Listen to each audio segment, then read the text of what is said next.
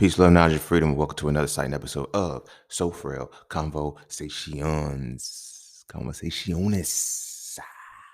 But today, as you've seen from the title, we're gonna be talking about spirit of distinction, right?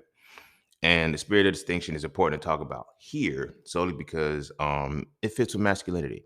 One thing that I learned, through my course of life, just through my experience and shit, and as far as the masculine essence is the capacity of what distinction really is. And we get so wrapped up in like society, everybody talks about, especially in our culture, because we understand spirituality to an extent, you know. And I mean extent in a sense of like mostly we put a lot of spiritual shit through a religious lens. You feel me? So we'll say certain shit that we know is a spiritual component, but somehow we try to make it religious, and it kind of dilutes it and taints it and fucks it up in the long run. So it's hard to see another side to it. So this is one of the reasons why I always say we are in a feminine world. Men run the world, quote unquote, but it's through a feminine lens. That's why it becomes toxic femininity. That's all broken down clearly in So Frail too, right? But with that, one thing that they always say is that, well, femininity is gone, it's here. Femininity is here. You know what I'm saying? It's just toxic because it's expressed by men due to opposites and shit. It's all broken down in So Frail too. I don't want to get too heavy into that. But what I do want to get heavy into is the conceptualization of a woman's intuition. You feel me? Everybody says it, she got that woman's intuition. But they're like, do men have intuition? Is there a man's intuition? Yes, men have intuition, but the intuition that we have on that level, as far as a divine expression, is distinction. Women have the spirit of intuition, woman's intuition, but we have a man's distinction. You feel me? We have a man's distinction. Distinction aligns with, well, both of them align with their respective polarity. Intuition derives from, that's why femininity is the spiritual, mental, and physical embodiment, the essence of synthesis and construction, right? And so the spirit, the spirit of intuition, a woman's intuition, is the woman's intuition is largely tied to synthesis and construction based off of the fact that it is about piecing together details. A lot of people don't understand that. Like, it's piecing together details, and it's a deep feeling in regard to what it is. One of the common misconceptions that is often expressed is that intuition is an inner knowing. It's not, it's an inner feeling. It's a deep feeling. You feel me? It's not an inner knowing. It is an inner feeling. Distinction, on the other hand, is the inner feeling. Inner knowing, sorry, inner knowing. And that ties to masculinity being a spiritual, mental, and physical embodiment of the essence of analysis and deconstruction. Even if you look at the word distinction and you look at its definition, it is the capacity to distinguish, right? But then when you look at distinguish, it is the the ability to mentally separate things, right? To distinguish something is to mentally separate things, analyze and deconstruct. It'd be right there, but it don't be right there until it's right there. You feel me? So when we look at our connection for men, we have intuition, but we don't have that woman's intuition level the way with the intuition. So people be thinking like, how does a woman always just know? No, she feels. She has an inner feeling of something. Sometimes she's right. That's why I broke down intuition from the perspective of, if that intuition has, this is why these two things have to go together: distinction and intuition, or distinction and discernment. Another word for discernment, for woman's intuition, is the spirit of discernment, but we're going to stick to intuition and distinction for this. Well, another name for intuition is the spirit of discernment, right? And then, so the spirit of distinction is the opposite of that, because it ties to intelligence. Intuition and intelligence are opposite sides of each other. So this is why I'm saying in So Frail too, when I was talking about how intuition without intelligence is insecurity. You feel me? Intuition without intelligence is insecurity. So being able to discern something based off of how you feel is not right if the facts are not right. You can have all of the details you want and piece them together how you want, but if you miss the facts of what they really are, you can make up a scenario. Like, women can actually get caught up in situations like that, where they can make up 100 different scenarios of the wrong shit. because they lack the vital information. You feel what I'm saying? It happens a lot. It happens a lot. And that is where the insecurity comes in. That's what insecurity really is. You feel what I'm saying? When you have intuition without intelligence about whatever, and when we look at the distinction part, it derives from intelligence. Intelligence without intuition is ignorance. You feel me? Intelligence without intuition is ignorance. So when you look at that from a distinction, it's hard to distinguish fact from fiction, real from reality. You feel what I'm saying? That is where we come in as men. That is where our inner spirit comes in and it has to come through. This topic is going to go down a major rabbit hole that can get largely offensive because this is going to be an episode about fact and fiction, real fantasy, like separations between these two and a lot of the shit that we deal with as men. Um, so when we look at distinction, what we got to do is take a quick break. You feel me? So go check out my website. Go hit me up at Instagram at underscore. Be sure to follow me on Instagram at underscore scene underscore. See, that's what I get for trying to be funny and fuck it up. All right. Be sure to hit me up on my sure to follow me on Instagram at underscore scene underscore. Be sure to check out my website at iamjustseen.com to get all things that are just seen. To all those who tip, donate, sponsor the podcast, you can do so. No, you are greatly appreciated. To all those who would like to tip, donate, and sponsor to the podcast, you can do so by clicking the link in the description of the podcast. Not the episode, but the podcast itself. Cash App and PayPal are just fine. And do remember that there's 320 seats for each of my courses, and they're going for $32 until the start of my 32nd birthday, which is going to be April 14th, right? You have until then to enroll. Once the seats are filled or once that time comes, everything is closed and the prices go back up. I'm giving y'all first dibs because y'all are my listeners. All right. So well, it ain't first dibs anymore because I started a while ago. Any fucking way. That's that for this and that's this for that. So we're gonna take a quick break, and when we come back, we're gonna dive into So Frail Conversations, the spirit of distinction. And don't forget to visit iamjustseen.com. There, you can get all things Just Seen.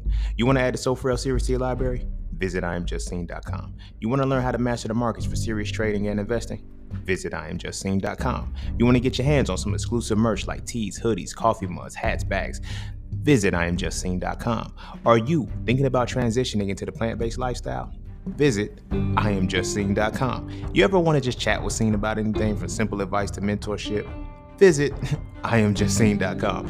Anything and everything that is me, you can find at iamjustseen.com. So take a quick peek into my world to see why being just seen is nothing less but always more. Because you never really know what you need until you see it, and you will never see it unless you visit iamjustseen.com. All right. Welcome back. And without further ado, we're going to get started. But first, we're going to piggyback and go backwards just a little bit to the point where we were talking about intuition without intelligence is insecurity. That's written. You feel me? That's written. That's easily observable and easily understood. We look at women and we be like, yo, she's insecure. And a lot of times the women that become insecure, like I said, intuition is tied to feeling. It's not the inner knowing, it is an inner feeling based off of how details are put together, based off of how synthesis and construction has been broken down. But it requires intelligence in order to do that. You feel me? It requires intelligence. It requires solid information to do that, not the information you want to validate your argument. And that's what happens with a lot of women, But because of that, and at least the insecurity, that also works on us in the equal but opposite fucking fashion. The spirit of distinction, right? Because intuition, spirit of discernment, spirit of distinction derived from intelligence. Intelligence without intuition is ignorance. You feel me? It is ignorance, right? No, it's not ignorance. Oops. It might just be stupidity. I'm gonna use ignorance for the sake of the conversation, though. You feel me? I'm gonna use ignorance because insecurity is not necessarily a knowing. It is a assumption. You feel me? It is an assumption of something that makes you feel like you know it. You feel me? Stupidity is when you actually know something and you choose to do the other thing. That's stupid. Ignorant is not. So your spirit of distinction is fucked up when you have the intelligent piece to it, but you don't have the fucking the intuitive piece to it to balance it out. Here's why this is going to be a controversial episode. And here's why I don't give a fuck. And here's why, you feel me, we are largely in the space of the situation that we're in. Where women have the spirit of discernment, or they have a woman's intuition, we have a man's distinction, right? Which means we have, well, man's intelligence, which is, going to be the spirit of distinction, right? We shun intelligence. We shun intelligence. Niggas like being stupid. You feel me? And what I mean by like being stupid is no, we like being ignorant. Let me say that. Because we live in a world, literally, that programs us to believe that ignorance is bliss. And this is one of the ways in which I stumbled upon the understanding of the spirit of distinction that men we have a spirit of distinction. You feel me? Where women have the spirit of discernment, we have a solid spirit of distinction to where we can break something down and get either or, A or B, right or wrong. This is why when we have regular conversation, it naturally flows out. When a woman comes to us with a problem, we solve it instantly. And your answer, your choice is, do you want to vent or do you want to solve it? Because if you solve it, you got to shut the fuck up. If you just want to vent, there's no solving it. You're going to repeat it later. What do you want to do? That is a spirit of distinction. It's like, what's important? This is another point when I'll be talking about how women will send a whole paragraph and be like, you seen everything. I only responded to what was important. I distinguished that this is what you're talking about. Of all of the other shit, you want me to respond to the individual details, but the individual details don't lead to a specific principle. These were the principles that were shown. This is where my distinction kicked in. This is why I'm only responding with this. When there are no principles found in there because she's ranting, because she's going on, and you send back that, huh? Women be like, if you can, they say if you can, huh, you can hear. Mm-mm. That is a false sentiment. Yeah, if you can, huh, you can hear, but did you listen? Because it requires that distinction to be able to break down and understand exactly what was being said. There was too much chaos in the presentation to even break it down to understand what was being said. So the first natural reaction for humans is confusion. Is what? Distinction and confusion are opposite sides of each other in a sense. You feel me? If you cannot distinguish between something, you're confused by it. Simple. If you cannot make a choice, let's say if you're torn between the choice because the distinction is not kicking in correctly, you're going to be confused. They call it, oh, I'm torn between two. No, you're just confused, really. You're confused as to which way to go because you have been presented in such a way that both ways work. But when we as men live in a society that teaches ignorance is bliss and promotes our own ignorance in the context of nothing else matters, you feel me? And I say that because, like, when we look at how we're young, we get picked on as kids for nerd. I got picked on for being a nerd, but it ain't really affect me.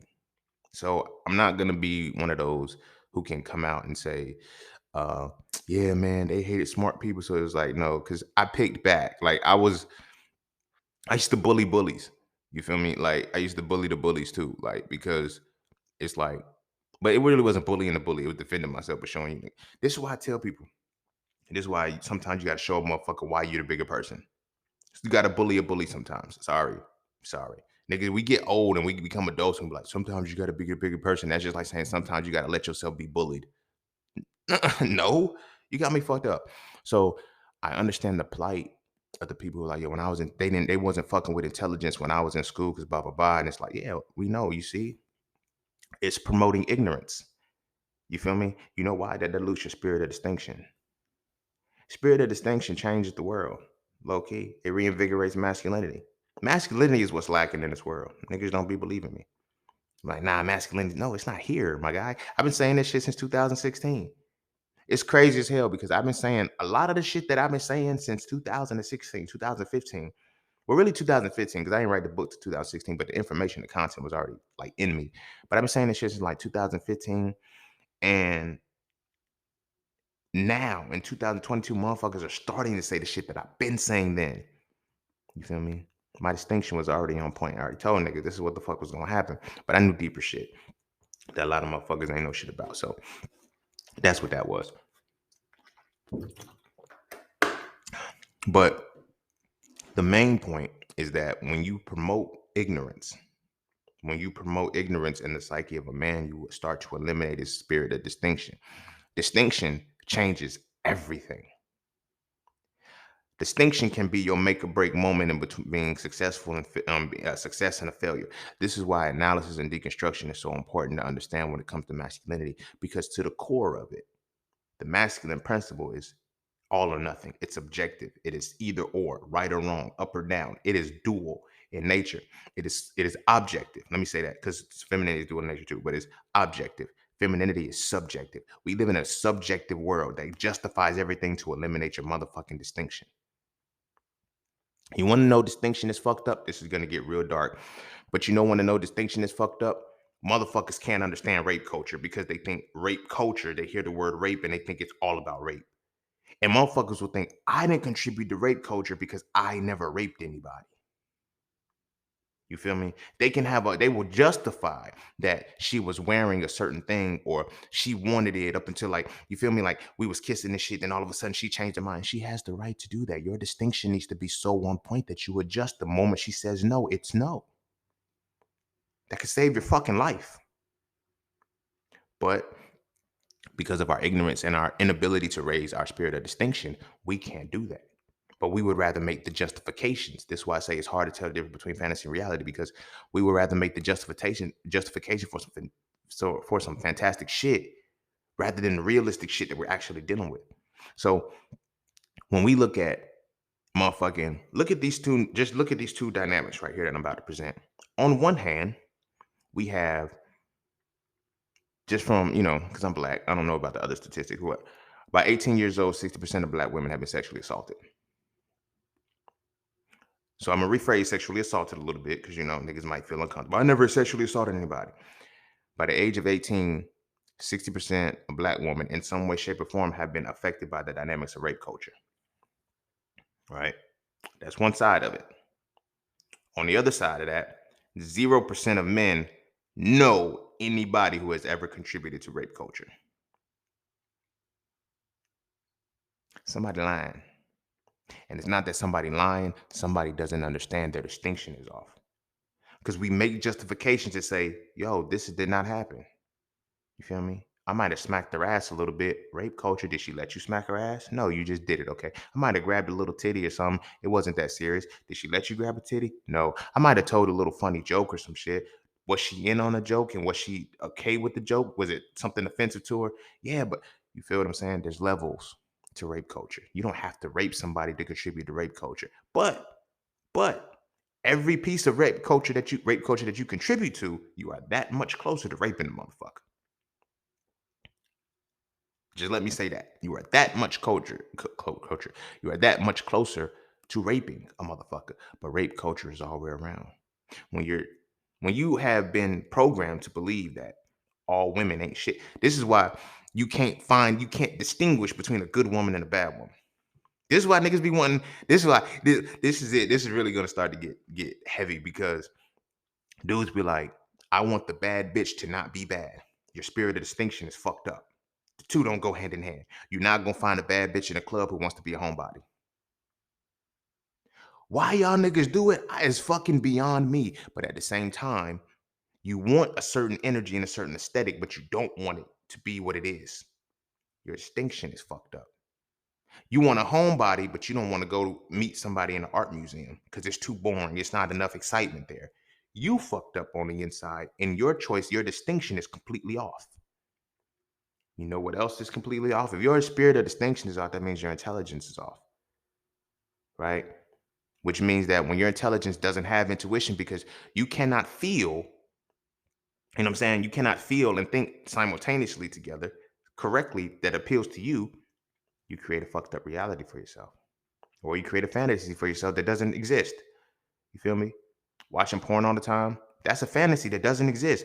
But our spirit of distinction is so fucked up, we think it's real. I'm gonna tell you how, right? When I was young, not even young, you hear it all the time. Women make jokes. That's why your dick little, blah, blah, blah. When you're young and you're a child and you know what I'm saying, you feel, damn, my dick is little. You go watch a porn, you see a nigga with a motherfucking 12-foot dick and shit just ramming the shit all the way in the chick. You like, damn, my dick might really be little. Not realizing that your spirit of distinction is fucked up because you can't say this ain't real. This shit doesn't really happen, right? But as a kid, I'm gonna speak on myself as a kid. I used to see that shit. I used to be like, damn, man. When a girl used to tell me that my dick was little, only thing I had to compare it to was another dick. You feel me? But a dick from a porno. Like, it's like, damn, bro. Like, compared to that, yeah, nigga, I'm not footing the bill, like, at all. But the reality kicked in when it was like, but every woman that I had sex with, I'm hitting the back of their motherfucking shit. So is it really small? Like, what the fuck? Then I started learning anatomy and physiology. When I learned the actual average vagina is only 5 to 6 inches deep. You feel me? I was like, hmm, my dick ain't little. Like, like, yo, my dick ain't little at all. But the lengths that you have to go when you can't perceive that shit is crazy as hell. You feel what I'm saying? Because now you create that insecurity within yourself. Now you create that level of, self-consciousness about yourself. Like, it's so much different shit. And then we feed into the shit that women don't even understand. Because this again comes back into distinction. Women will say they want a man with a big dick, but can't take a big dick sometimes. Most times. A lot of times. It just be talk. You feel me? Because you see the shit on a porno star, and then you think your woman could take the same shit, or you think a woman should be able to take the same shit. No, that's not the case. That's not the case. That will rearrange her fucking organs. Uh, It'll rearrange her shit. You feel me? But we don't have that spirit of distinction anymore. It's extinguished. It's gone. This is why when I tell people masculinity is gone, there's certain attributes of masculinity that you don't see that you have to tap back into. You feel me? I express the spirit of distinction because I have to use it. You feel me? It's either this or that. You feel me? Right or wrong, up or down. Men are so objective, women are so subjective. But now we have been caught into a world where we're subjective recklessly. So we can use this to create every scenario that we want. So like I said, when our spirit of distinction is fucked up and we're in a society when we're in a society, one, where ignorance is bliss. They can tell you flat out. Ignorance is bliss. Bliss is a form of happiness, as they say. You feel me? Like I said, what made me trigger that, retool that was when I started studying my ancestors. You feel me? We spend so much time studying their ancestors and the ancestors of our enemies that we don't study the ones that we really came from. Nowhere in our history did they ever say ignorance is bliss. They actually say ignorance is evil. I was like, why? Why are you guys saying something different? And it makes sense because now when I look at it, ignorance is evil. It absolves you of it allows your spirit of distinction to be a lot more on point because now you're putting your intelligence to something positive and it gives you the intuitive factor. Because in order to understand that ignorance is evil, you have to use your intuitive factor with the intelligence that you had to break down, which what strengthens your spirit of distinction. Okay. So as men, because we lack our spirit of distinction, this is one of the reasons why we be like, yo, you ever heard of like a man can get rejected by one? This is why we have our spirit of distinction is so fucked up that this is why we have a problem with rejection. A woman could tell a man no, and he has to know why. She's not interested. That's it. Oh, I'm not interested. And women have to lie now. They've always had to lie, but women have to lie like, I got a man. You feel me? Now it's like, now women be on some shit like, I used to be a man. Some of you niggas will still try. But it's like, if that's what bad your grocery paper, plastic, bro. But hey, don't be out. Look, keep your spirit of distinction straight. If you don't be on the down low, if you're gonna be on your shit, do your shit. If that's what you're gonna be on. You know what I'm saying? Let motherfuckers make choices out here for you. But when we look at that spirit of distinction and shit, we can't, like, if a woman, like, we can't do it because of the spirit of distinction. We can't process rejection. You know why? Because we have an arrogance about us that makes us feel like we have that sense of entitlement. You feel what I'm saying? We have a sense of entitlement that we feel, oh, I'm supposed to have this. Nigga, no, you're not. Why? You feel me? So when you holler and you try to get the number, it's like, oh, no, I'm good. I got a man. I used to be a man. You know what I'm saying? It's so many different things. We have so many outcomes for it rather than the reality of let it go. You feel me? I know when I was a kid, when I was young, when I used to get numbers and shit, Shorty be like, oh, I got a man. Yo, he don't let you have friends? It was always some way to overcome objection. That's fucked up like a motherfucker. You know where they teach you how to do that shit? In car salesmen. As a car salesman, overcome objections. When you're selling shit, always find a way to overcome objections, which means never take no for an answer. Rape culture. You see how they just infuse it in the motherfucker so smoothly? We don't even know that we are part of rape culture. The sole fact that we conditioned to never take no for an answer, nigga. That shit is not funny in a hilarious way. It's funny in a very sinister way. But when we look at how rape culture developed, right? The core of it all is never take no for an answer. Never take no for an answer. Your spirit of distinction is fucked up because when you hear no, you can't accept it. You feel me? Now that gives us two dynamics that have been programmed within us as kids. Remember that episode that I did where I was talking about I forgot which one it was. It was definitely this season though. But I was talking about how by 4 years old, a child has heard no 16,000 times. So mentally, you already feel what you can and can't do. So to go from hearing no that many times to suddenly growing up and developing and realizing that you're not supposed to take no for an answer, the spirit of distinction doesn't kick in to say there's a time and a place for you to not take no for an answer. Shit like when you're trying to get a job. Shit like when you're being persistent to study for a test because you failed something. Not with a woman's body, nigga. No, but we still had that same reality. And we're co-contributors to rape culture. You feel me? I had to get older to realize this shit. Like when I used to get numbers and shit, when I look at the numbers that I used to get, they were tainted. I pretty much just badgered them into getting them. And it's like, you know what I'm saying? Like, I just so happen to be a very good talker and a handsome individual. Some niggas ain't fortunate like that. Some niggas can't talk good and they ugly. So you're gonna get rejected and it's gonna be, oh no, nah. Like now you feel in a different type of way. So eventually they would give in to me because I can make them laugh. I would, tell a joke or some shit like that, and the conversation will switch. And then all of a sudden it's like, damn, damn. I remember one time, this was when I was older, right? But I, used my spirit of distinction and shit because I'm able to tap into people.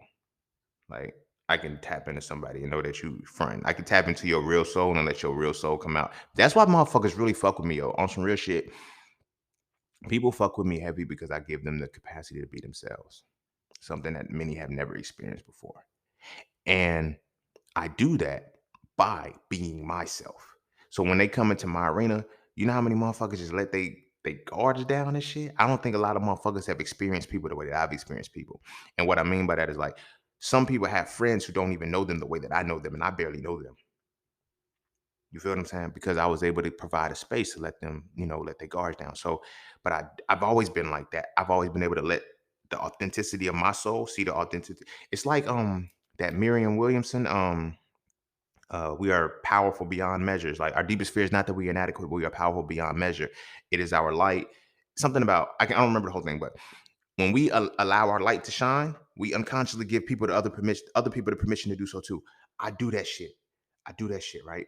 So I'm saying I gave that because y'all know how I rock, and it's like y'all feel like that. Some of y'all feel like damn bro, because some of y'all my homies. I fuck with y'all. You feel me? Some of y'all ain't my homies. I don't really fuck with y'all. Like I don't know, like I don't fuck with y'all as if like we don't have regular conversations. I mean, I don't fuck with y'all, but at the same time, it's the same level of shit. When you have a question, you have like some motherfuckers. People have come to me with their deepest shit. I'm like, you don't even tell a therapist. I had a motherfucker tell me you've done what a therapist couldn't do for me. That's a problem. That means your therapist didn't give you the place to be yourself. You were still trying to behave. But I digress because this is all tying into my spirit of distinction. So one day, my sister and one of her army friends or whatever, one of my sister army friends was like having a beach party or some shit, going to a beach, and she was like, "Yo, y'all want to come?"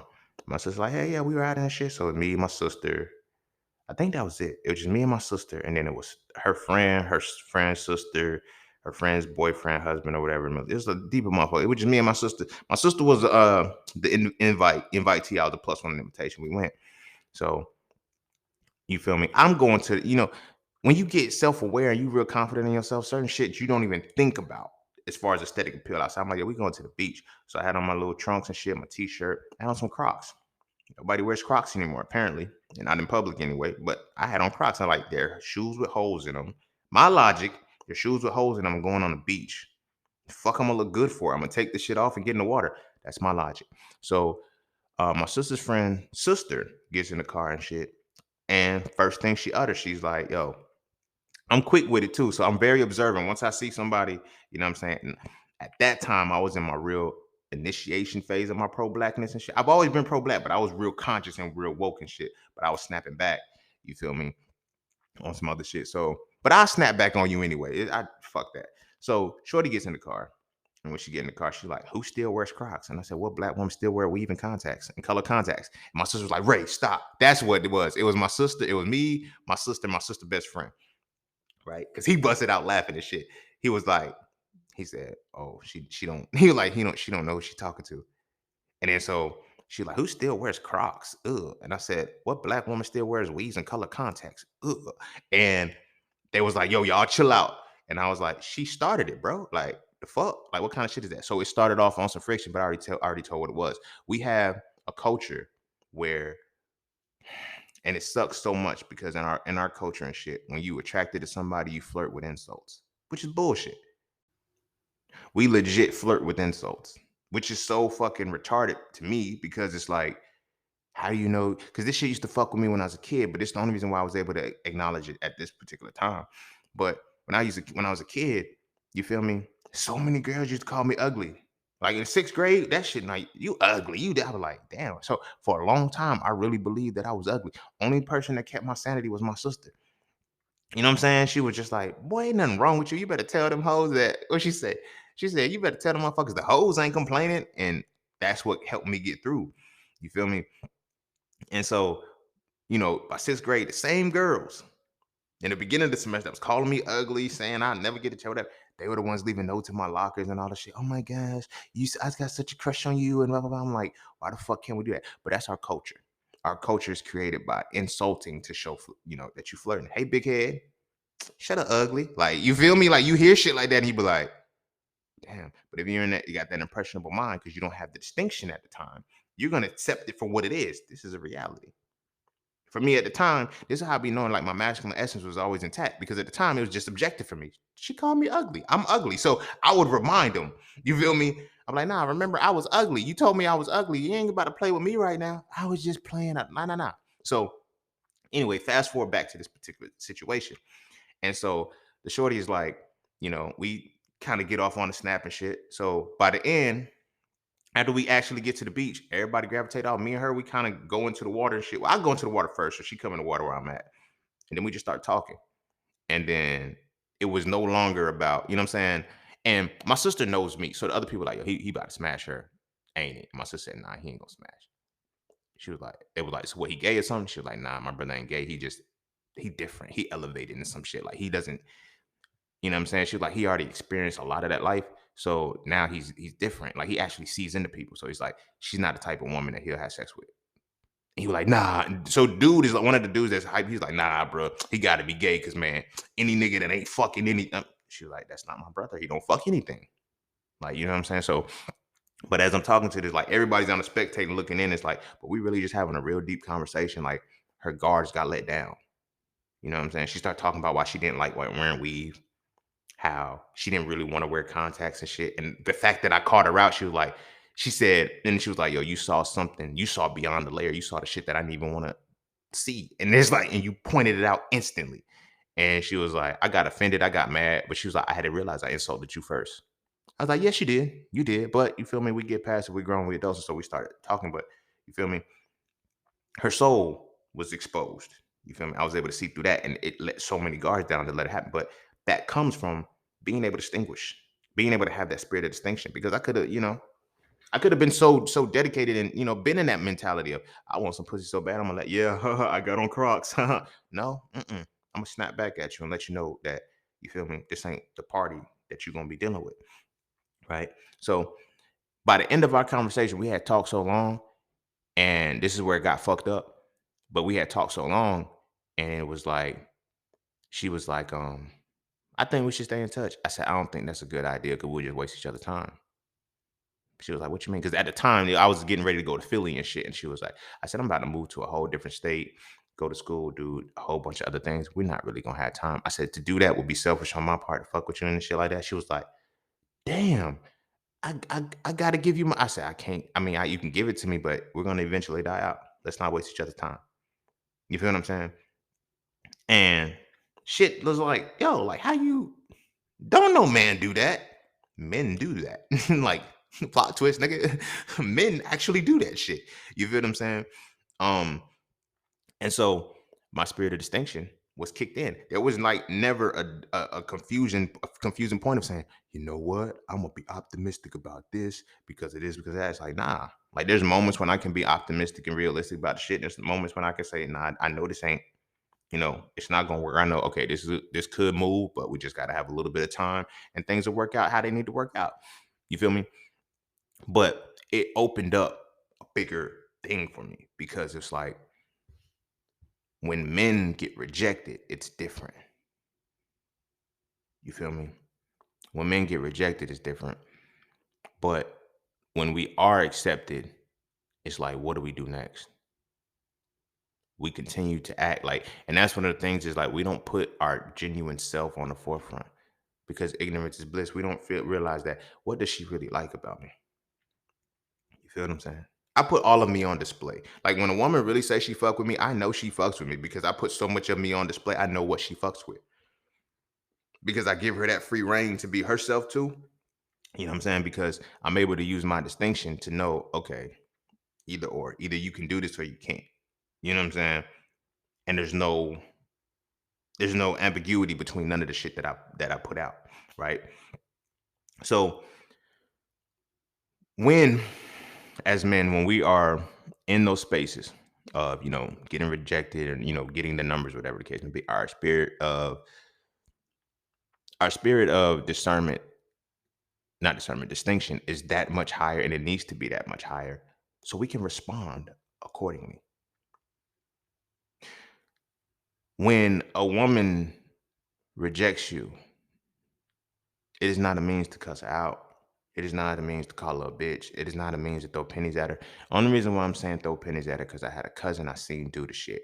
He hollered at this chick. And he was the reason why I started doing this shit. I never threw pennies at a motherfucker, but I'm gonna explain what I started to do. But he would always say, yo, when you holler at a chick, never be fresh, never be dressed up. If you see the chick that you want, be bummy when you holler at her. If you get a number then, you got her for real. And that was some wise advice, low key. I ain't even gonna hold you. Like, he gave me some wise advice because it's like, as I got older, I realized so many motherfuckers just want an aesthetic. So many motherfuckers want to look good on my arms. Like, you feel what I'm saying? I know I look good. I know, like, there's certain pieces of my awareness from the physical that I'm well aware of that can't be shaken in any way, shape, or form in me. So I get it. But he was like, be in a situation where you're not as appealing physically. If you can still get a number, then that essence is tapped in, right? So using that, you know, and well, understanding that, like, he had tried to, he was hollering at his girl one time, or this woman, because he's a lot older than me, but she was a woman at the time. So she like, no, like, I mean, he raggedy. Like, when I say raggedy, it's like, bro, like, you look borderline homeless. But you know what I'm saying? But he was, he was hustling, he was doing his thing. He had paper. So he said, man, I want her. So the next day, he go home, so that day he go home, get his hair braided up and shit, fresh outfit, shoes, everything, come back to school. Because they was in college or whatever. So he go back to the school and he, same chick. She don't even recognize him. That's how much of a drastic change it was. But it's just like, yo, it's one of those clean up nice type shit. But he tried to holler at her. He get the number. And he like, I don't even want that shit no more. He said, I just hollered at you yesterday. She said, that was you. He said, yeah, you a buckethead bitch. And he threw a penny at her. I was like, nigga, why you throw a penny at her? That was fucked up. But that's a part of the childish side of things, right? So when I say that put me into a different perspective because when I approach women from then on, I think I started doing this like when I was like 16, 16, 17. And this is when I started getting older women too. So like 16 and 17, like I would just say, fuck it. Let me be bummy. But I would say, now I have to rely on my conversation. I have to rely on my charm. I have to rely on my wit. I have to rely on who the fuck I really am.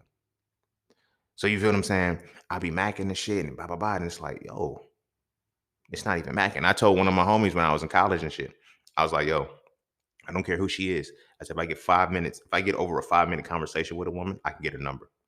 Now she's a woman, so of course ego kicks in sometimes, and motherfuckers feel you couldn't get my number. I said I don't want your number. She said I can have a. She was and she's adamant about it. I can have a five. I can have an hour conversation with you, and you still wouldn't get my number. I don't want your number. Everybody's laughing like as I'm repeating that shit, and she's still going on. It's like I don't want your number, but understand if I wanted your number, give me 5 minutes and I'll have it. And my thing was my spirit of distinction in that moment. I know when I'm going to get, and this is now tying into the theme of all of this too. How I was saying how intuition, I mean, the spirit of discernment is, of course, your inner knowing, but spirit is, I mean, your inner feeling. Spirit of distinction is your inner knowing. You feel what I'm saying? Intuition is not an inner knowing. Intuition is an inner feeling. Just like intelligence is that inner knowing too. You feel me? And the ability to break shit down. So I'm speaking from my distinction point where I'm like, lady, this is, I show and prove this. It's like statistically, you feel me? Statistically, every woman that I said I really want her, and I've spoken with her for over 5 minutes, I got her number. I got her number. Literally 100% of the time. There's like, you know what I'm saying? Like I can't argue with shit like that. You know what I'm saying? This is one of the things that makes me not argue with niggas. You feel what I'm saying? When people, some of y'all be asking, like, this is okay, this is the revelation that I want y'all to understand about me, right? A lot of y'all has said, because some of y'all have hit me up in my DMs and shit. Y'all seen motherfuckers go crazy in my fucking comments and shit. I'm like, yo, how do you keep your composure with these motherfuckers? It's called a spirit of distinction. I know we not talking about the same shit. I know we're not even talking about the depths of the levels of the same shit. That's why niggas want to debate me. My discernment, my spirit of distinction makes me not want to debate. The sole fact that you want to debate doesn't even you can't even contemplate how separate we are. But my distinction shows me how separate we are. There's no point in me engaging in that shit. You feel what I'm saying? I have no desire to go back and forth with a motherfucker who I can go farther than. That's a bar, yo. That's a bar, my nigga. Yo, that's a bar. Keep that shit in mind. Never go back and forth with a motherfucker that you can go farther than. Never go back and forth with a motherfucker if you can go farther than them in anything. You feel what I'm saying? So when I see you motherfuckers be like, talking about random shit, like my distinction already kicks in. My spirit of distinction is strong as fuck, and I already kick in. So I ain't arguing with this thing. I ain't arguing with this motherfucker. Like, why? Because it's like from the outside looking in, nobody's gonna know who's who. Nobody's gonna know that my spirit of distinction is significantly greater than theirs. Nobody's gonna know that I can go farther than them, but they just know I'm going back and forth with these motherfuckers. For what? For what? Your spirit of distinction got to be able to kick in and say, okay, bam, I ain't getting involved with that. So that was a point that I wanted to bring up too, because I know a couple of y'all have asked me, you know what I'm saying? Like, yo, this motherfucker talking crazy in your comments. They talking crazy. They not crazy. I don't give a fuck about that shit. It's like, yo, I'm like, okay. I hit a motherfucker with an okay right now because you're right on your level of thought. If I bring you up to mine, you'll realize how wrong you are. And it can fuck up your reality. So I don't fuck with motherfuckers like that on that type of time. You feel me? Here within my forum, I talk whatever the fuck I want to talk because you have the distinction to say, I want to listen to this episode or not. You feel me? You can distinguish between which episodes you want to listen to. Some of y'all literally only listen to entrepreneurs. Some of y'all only listen to my impromptus. Some of y'all listen only to the profane profanity. And of course, some of y'all only listen to soulful conversations. You have used the distinction to decide which one you want. Does that mean I have to stay in any one of these bubbles? No, I can go wherever bubble I want to because this is my realm. So I can go where I want to go. But when I'm in somebody else's realm, I respect their house. I respect it. Like I'm not gonna go nowhere where I know you can't go in your space. Cause that's like a bull in a china shop. Why would I come in your space and fuck up your whole shit and then leave? You got to deal with this shit after that. But I leave people there because I understand the fragility of the mind. You feel me? I know like the mind's got to be stretched slowly. If you stretch that shit too fast, it pops and it fucking you can make a motherfucker go crazy. You can make a motherfucker go crazy. And last thing I want to do is have a motherfucker go crazy on my course. So I use my spirit of distinction to know you're not on my level. I don't give a fuck if you're older than me. I don't give a fuck if you think you got degrees or whatever the case. Like I can tell you when we sit down and we begin going down this rabbit hole, you realize how much rabbit hole we have to go down. You feel me? Like Just listen to these episodes. These episodes on average are anywhere between an hour and a half to 2 hours long. And I'm being modest when I say these are just snippets of the thoughts that I have on whatever topic I'm talking about. I literally just get tired of talking about it. And I say, y'all, let me go ahead and wrap this up because I feel like I've said enough. I didn't say it all. I never said I said it all. You feel me? But the fact that for some people, all that I said is saying it all shows already that there's different levels. So I have to use my own distinction to say, okay, bet I can't do that. But that comes with that's a masculine thing. Your spirit of distinction is a masculine thing. So getting back on track, you feel what I'm saying? When we are in those spaces of rejection, getting numbers or whatever the case may be, we have no spirit of distinction.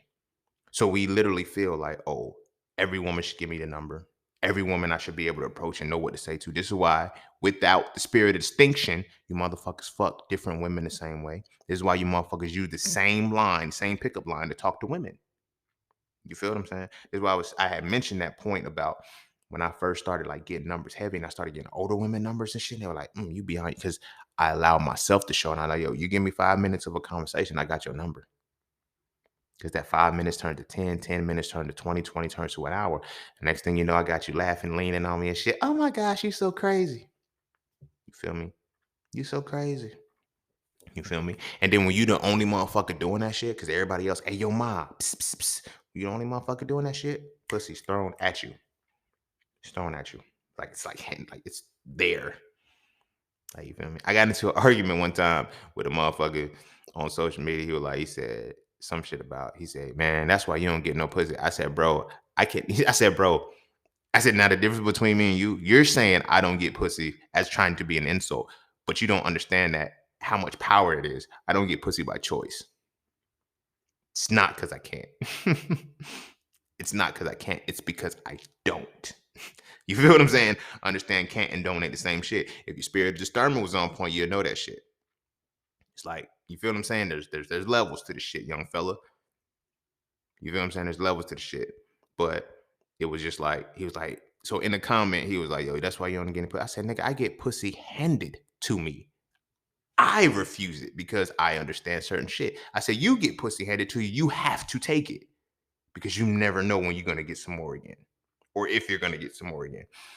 And a lot of that shit is your inability to have the spirit of distinction. I'm not shitting on the young fella. You feel me? Because I felt bad after roasting him like that and shit. Because I was like, nigga, you don't want this motherfucking smoke. I embarrassed him. I embarrassed the young black man, and that's what made me feel bad overall. You feel me?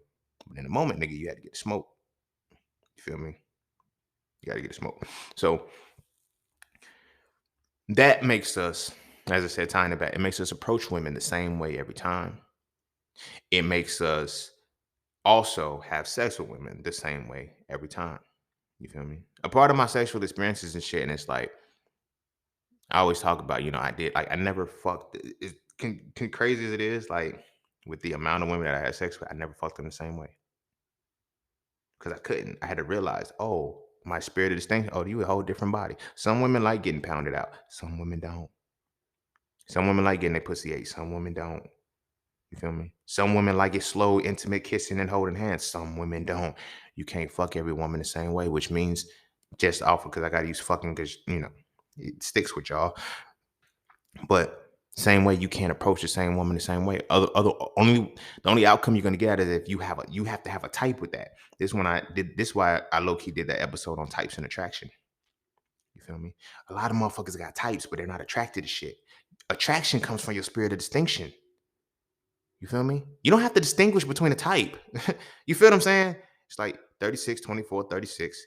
She bad, she this, that, and the third. This is why I always say, y'all go to the club and find a woman that you want to be a homebody. You didn't find her at home. You didn't find her in a home type setting. She wasn't in a fucking bookstore when you got her number. You didn't see her in an art gallery. You didn't see her in a calm place that resembles fucking home. You saw her in a club that resembled chaos. Ain't no chaos in home unless you're low-key acknowledging that you want chaos in your home. And you wonder why you can't do nothing but argue with the bad bitch that you got from the club. Your distinction is trash. You have the inability to distinguish correctly. You know why? Because the intelligence does not meet with your intuition, which makes you do ignorant shit. Hey, bro, for real though, at some point we gotta stop talking to women about masculinity and start talking to each other about it. And I mean really talk to each other. Not as enablers and co-signers, but as men trying to reach the pinnacle of our essence. And that's what the So Frail series does. So Frail 1 is the definition. So Frail 2 is the acknowledgement. And So Frail 3 is the resolution. If you rock with the So Frail conversations, I can guarantee you will rock with the So Frail series of books. So visit IamJustSing.com right now so you can add the series to your library. I promise you will never look at masculinity the same again, and you're going to stop wasting your time arguing with women about it. This is a conversation that men need to have between men, and it's time we start having this conversation now. It promotes ignorance. There is no distinction in ignorance. They promote ignorance for us and shit. You know what I'm saying? Listen to all of the music that we listen to. You feel me? Listen to all the music that we listen to. Ain't no distinction in none of that shit. It's all ignorance. It's all ignorant shit. We're oblivious. We get comfortable being oblivious to shit. Not knowing, man. Shit, I don't know. You laugh at the shit. And like I said, it's supported from the time we're kids. Look at jocks, the dumb athlete. Like the dumb athlete is a good thing. It's an oxymoron because everybody talk about, I don't want to be a dumb athlete. But athletes don't try academically because they don't have to. Because it's like, yo, it ain't gonna be the grades that bring in the money.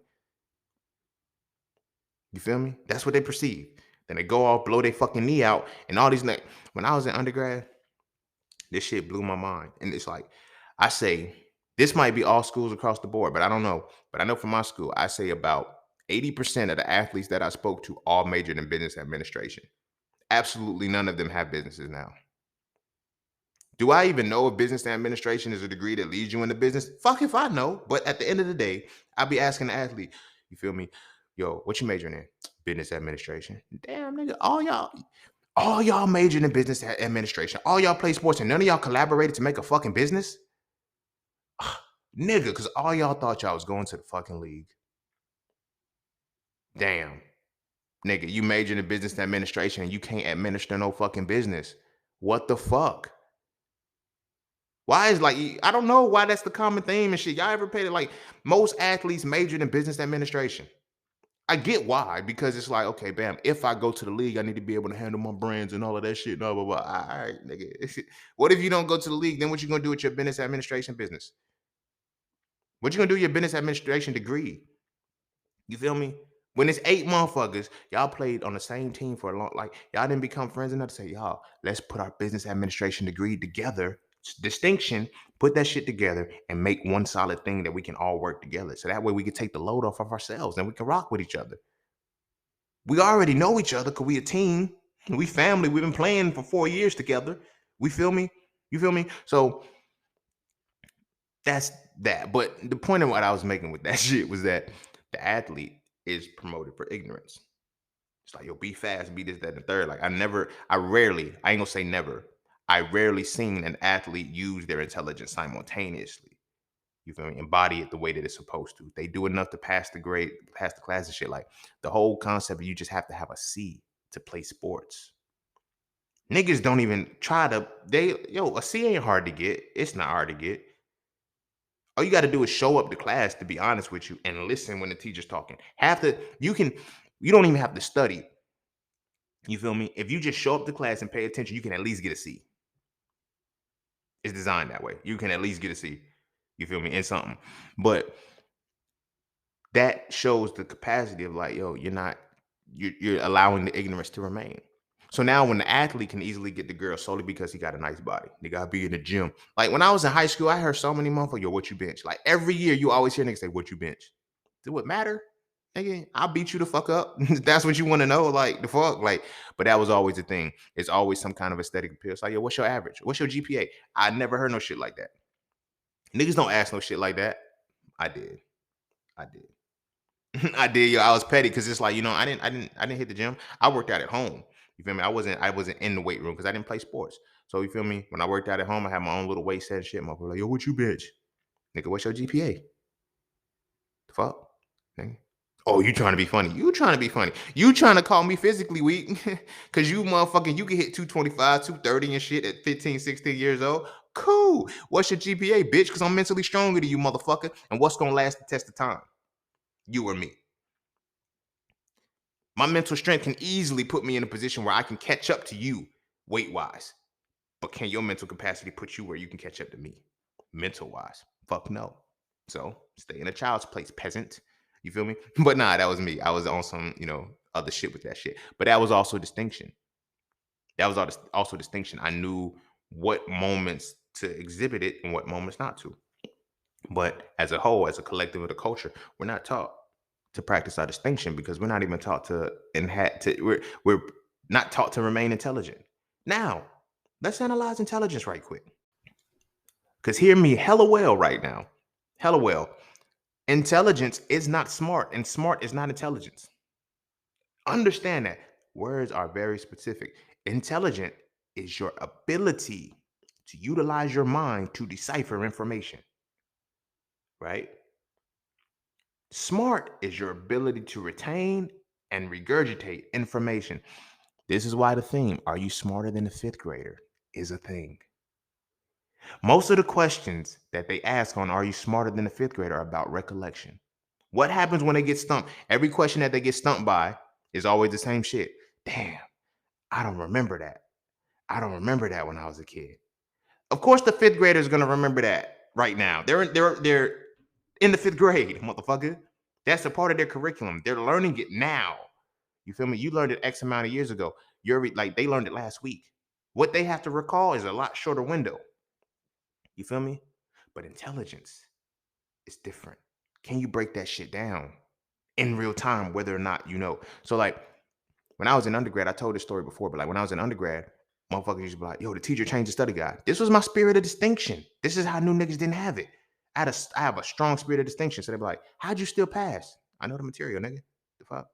But it wasn't like the study guide. The study guide ain't the material. The material is the material. The study guide is built off the material. So if the study guide changes, the material won't.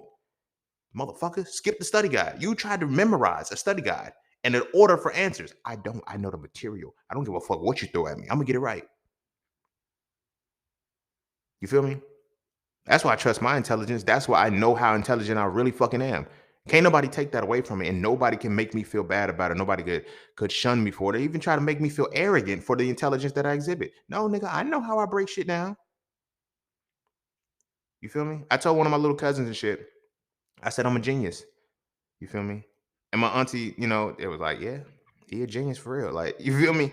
He was like, you ain't no genius. He said, and he tried to give me a math problem. I said, look, I'm gonna show you right now. This phrase, if you can understand it, you will see how much I am a genius and how far beyond you I am.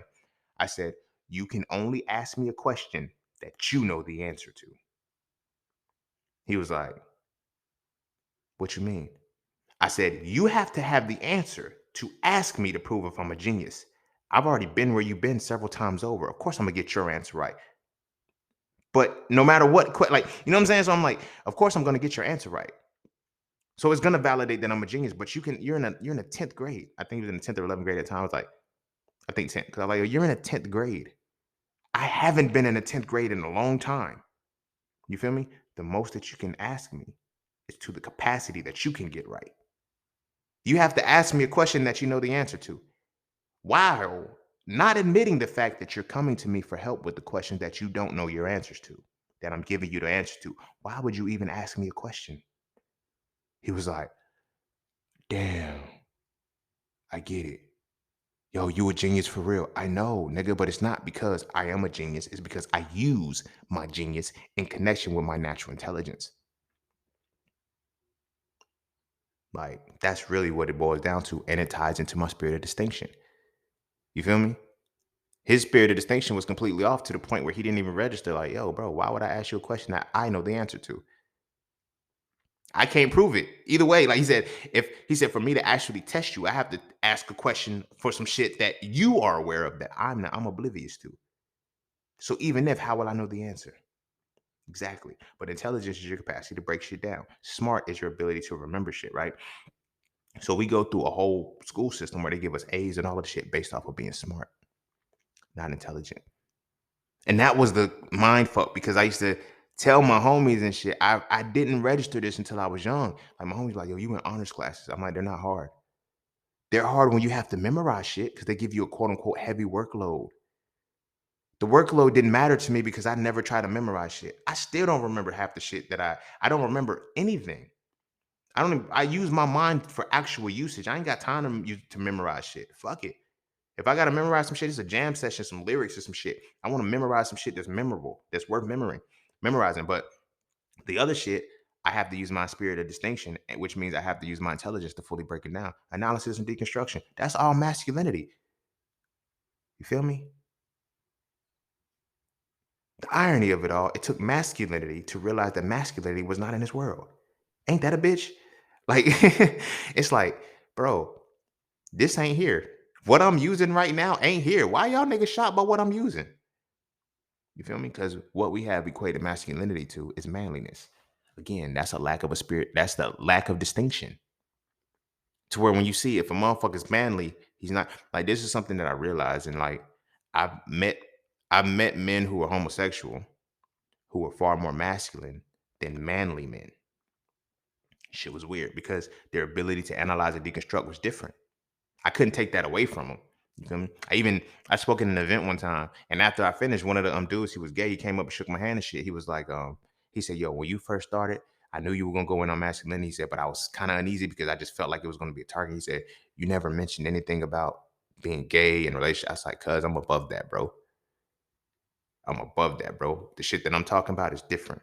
Now, it does play into it ultimately, but you got to get here first. You feel what I'm saying? And it was like a mutual respect there and shit, blah blah blah. But at the end of the day, when it comes down to it, your distinction is the very thing that's going to keep your mind sharp in this world, right? But when you don't have the intelligent piece to it and you're operating through ignorance, you can't distinguish it. So fantasy and reality is real. Like well, I'm gonna say not real, but fantasy and reality are hard to discern. You dig what I'm saying? This right here is where it's gonna get dark. If it ain't already been dark, this right here is where it's gonna get crazy. Masculinity and religion don't go together. Your spirit of distinction cannot thrive in a religious mindset. A lot of people don't want to admit it. A lot of people don't want to accept it, but it's hard not to. And what is hard? It's hard not to because no, it's hard to accept it because of what the world is going to do to you.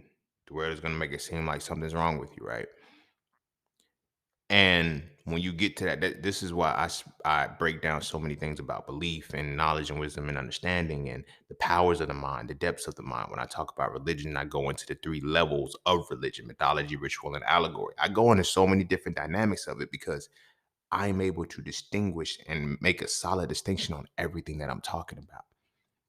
When it comes to that, there's no such thing. And this is going to be because I know we look at the pastors, we look at the people that are, if there was really masculinity in religion, men would not teach religion. I'm going to say that one more time. If there was really masculinity in religion, religion would not be taught because the hypocrisy that religion presents is a violation of distinction. When you can simultaneously agree on opposing realities for the same truth, you are in a fantasy. There's no reality to it. You feel what I'm saying? So when you actually read the book, not feel it, but know it, that's where a lot of the people come in. Their belief is tied to what they feel, what this energy makes them feel, rather than what it makes them know. Because what you know completely obliterates a lot of that shit.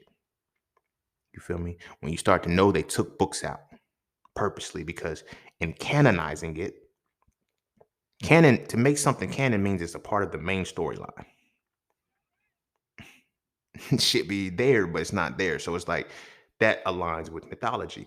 When you look at some of the stories that were taken, that were put together and shit, a lot of things overlap. Some people, their belief is so crazy that I ain't gonna say crazy. Their belief is so deep that they cannot distinguish between what's real and what's fake. So much so, if you've been religious or you are religious or whatever, you probably utter these words. I'm telling you words that I've uttered before and I hear people say all the time. When you try to point out something and you try to understand it, they'll tell you, oh, that's in the physical realm or that's in the spiritual realm. They justify their lack of understanding by putting it somewhere. When you're asking them a question on the spiritual side, like they'll tell you, oh, that's a physical thing.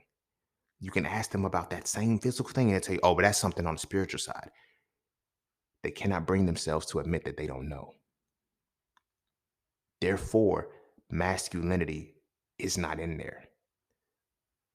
Only the feel part, the femininity of it is there. That's why it's so rooted and so deep, because it's tied to the belief, it's tied to the feeling. There is no masculinity in it, because when you analyze and deconstruct it, you realize what is spiritual, what is physical, what is not spiritual, what is not physical, and everything in between. And you have to make a choice, an objective choice as to what it is, not out of fear, not out of ignorance, not out of servitude, but out of the fact that this is not right. For example, I use this example in the explanation of it. This is the power of the spirit of distinction. You feel me? And why it needs to be with the spirit of discernment, and why intuition and intelligence must go hand in hand together. You feel what I'm saying? A lot of us are speaking from religion from an intuitive state, but we lack the intelligence necessary to make it true intuition. That's why it's insecurity. That's why you get frustrated when a motherfucker can bring some shit about your religion that makes you look like, I can't answer that question, because you don't have any distinction, which means you never dove into what it is. So you're insecure about what you really feel about this religion. You dig what I'm saying?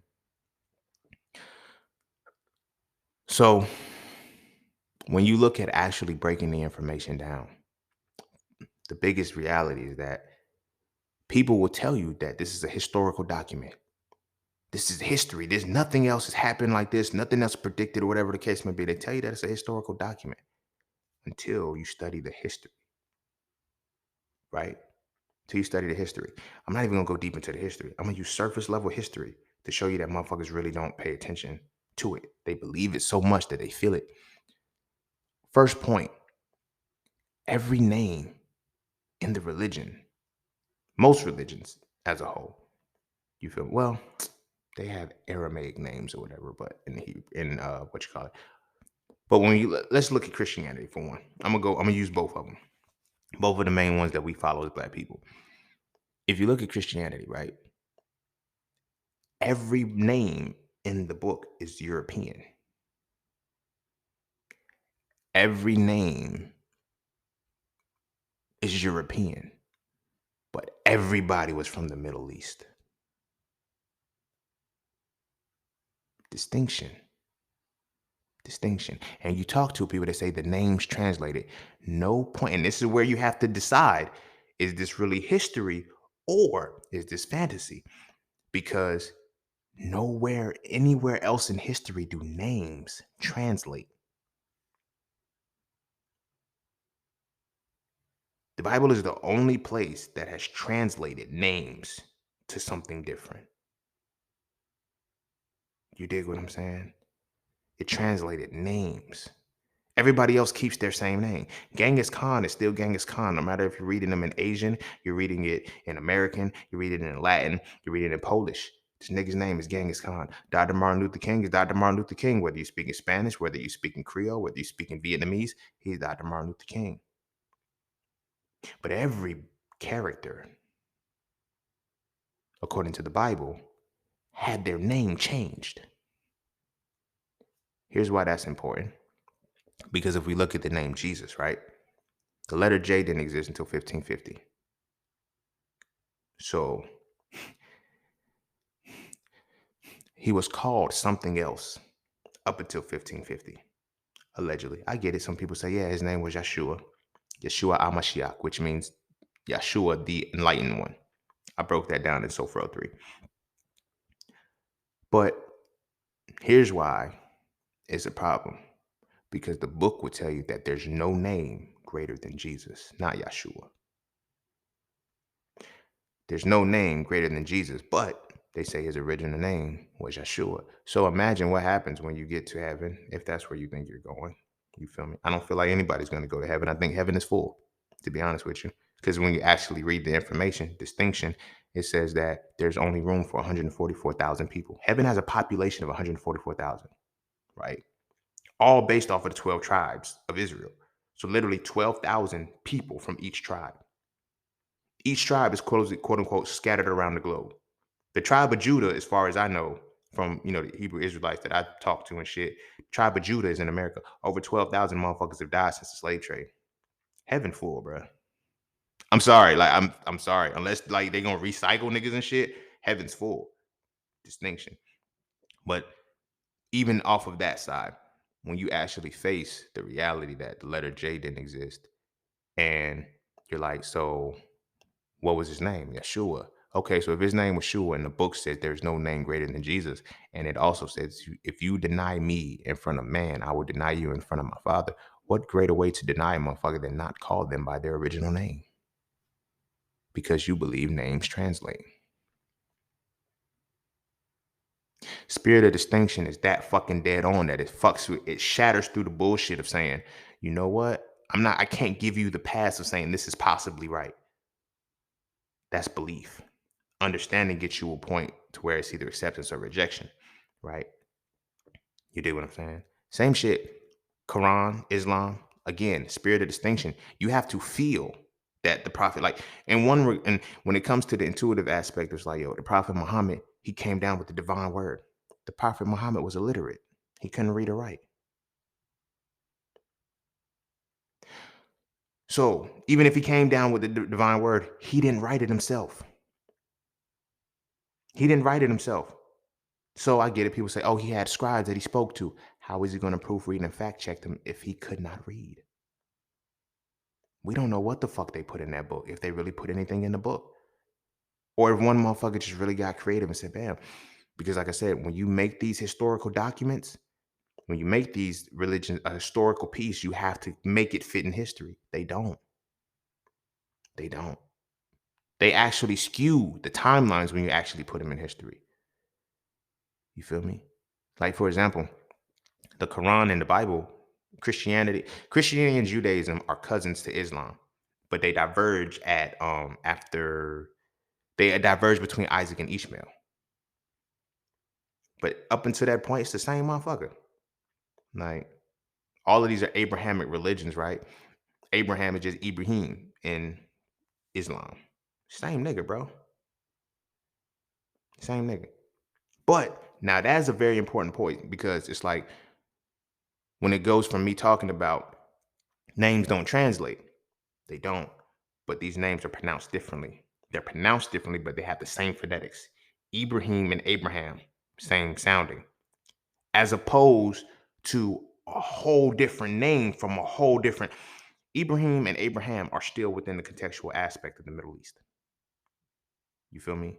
However, when you change it to where it's a whole year, like a nigga named John, Mark, Matthew, Luke, ain't no niggas in the Middle East like that. Peter, Paul, them niggas ain't in the Middle East. They're in they're in Europe.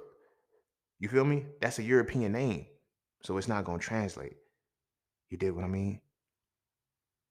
But again, that's about the spirit of distinction. There's so many different layers of shit that I can go down with this motherfucker. It's like, this is why I don't argue with people about this shit no more. Because I understand we're not even on the same level to be talking about the same shit. I understand what you believe in. We're not coming from the same perspective. You feel what I'm saying? We're not coming from the same perspective. So when you're using your spirit of distinction as a man, you have to use it at all fucking times. So this is why I was saying there's no masculinity in religion. There's no such thing as a masculine religion, because if you're actually reading and breaking that down and studying it, you get to a point where you're like, hold up, nigga, that don't make no sense. That ain't right. That ain't, you know what I'm saying? It's like, that's a contradictory point. You feel what I'm saying? That's why it's important to read every bit of it, but your spirit of distinction won't kick in. For example, I got an uncle, and he was telling me about how he was reading it. And my thing was like, yo, his light about to go off. His light about to go off. He was like, you feel me? He said, we supposed to serve one God.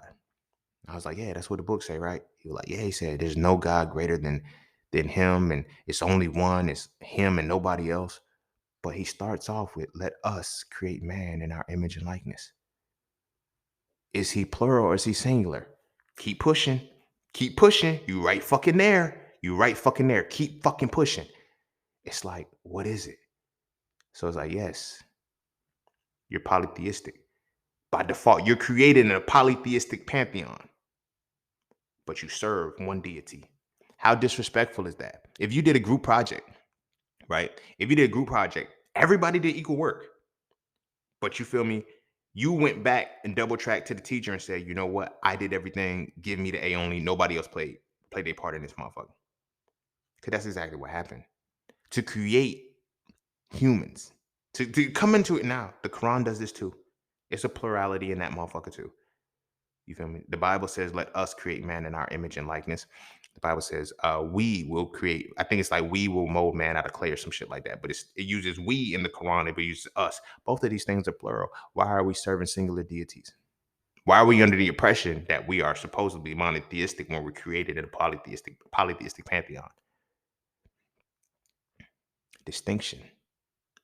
Distinction. That spirit of distinction is there. So like I said, I was talking to my uncle, but he didn't want to break through because you know what it means to break through? You got to give it up. And I'm not telling anybody to give up their religion, but the fact that you understand it, you now have a choice to either accept it or reject it. Use it for what it is and use it for the tool that it's supposed to be, or continue to remain oppressed by it because it's going to keep doing that to you. But when I tell people there's no masculine men in religion because it doesn't exist, it can't. Religion is a feminine thing.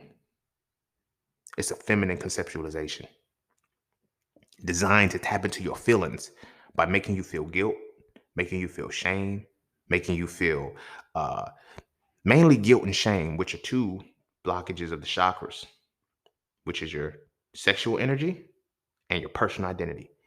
When you're made to feel shame, you become that shit.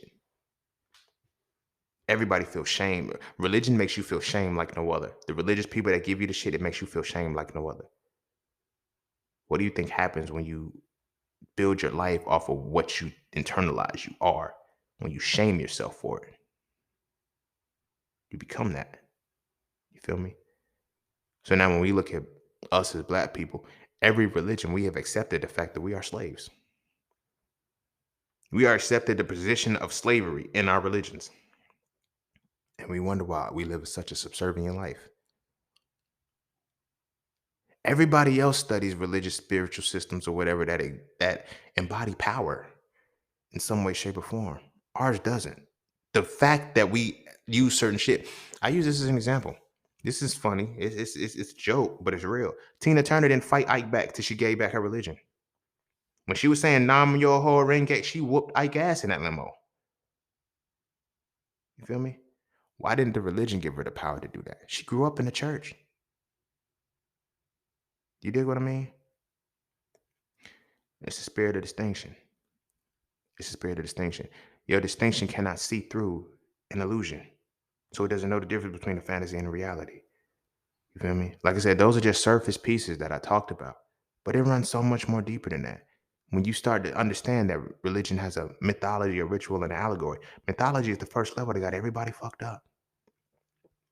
When you get to the motherfucking allegory and you like, ah, nigga, this was all a big ass metaphor. Yes, it was a big ass metaphor that had layers to it that used real shit and possible real shit. It's like some of that shit wasn't real, but you feel me? It used it in a way that you don't have the distinction to determine you don't have the distinction to determine whether what's real and fantasy between this shit. So you think all of it is real. You dig what I'm saying? That's why it's crazy how it's like we be like, I'm gonna end with this and tie it to religion and wrap up on another time, move on. When we look at religion, right, they pretty much say that woman was created from a man's rib. She's the side of the man. She came from I don't give a fuck what you feel. This is where distinction comes in and it's subjective and it is what it is and it ain't what it ain't. You can't refute it. You feel me? You cannot refute it. When you say woman came from a man's rib, but men have not stopped coming from a woman's womb since. And then when you read and it says God is the same, God or Allah, they're the same now, forever, and always. That's a fallacy. So you create a man from a woman from a man, but you never continued it. So that means you're not the same forever. But even off of that side, not off of that, like even canceling that, women have not stopped giving birth to men since that point. Adam, quote unquote, gave birth to Eve. Eve gave birth to Cain, to Abel, two sons that ended up having kids that weren't Eve's because they got married. Well, no, Cain got killed. No, Cain killed Abel. So Cain ended up getting banished to go live with somebody where he found wives somewhere else. Where the fuck did he find these wives if these were the first two people? Distinction, y'all. Distinction. This is not like, it's not right. Like sometimes people are like, oh, you're trying to, it's nothing to bash. It's right there. You feel me? This is why I had this conversation with people when they were like, they quote unquote want to debate me about religion. I said, I tell you what, I'll make a deal with you. Only way I would go back and forth with you about a religion is if you prove your point without using the Bible, and I prove my point with only the Bible. Don't nobody want to step up to the challenge. It's easy to just use the Bible to say the Bible is this. No, I'm going to, because I have stuff that I stepped outside of to study, but I'm not going to bring that in. I would just use this, right? Which means you have to do the opposite. You feel me? You have to use things that are outside of that to prove it to me. Nobody wants to do that. You know why? Because I feel personally, they get to the point to realize the distinction is not the same. It's like, wait, you're only going to use this? You're not using no, I don't have to use any outside sources. But you have to use outside sources to refute what I'm saying. You feel me? You cannot define a word with the definition.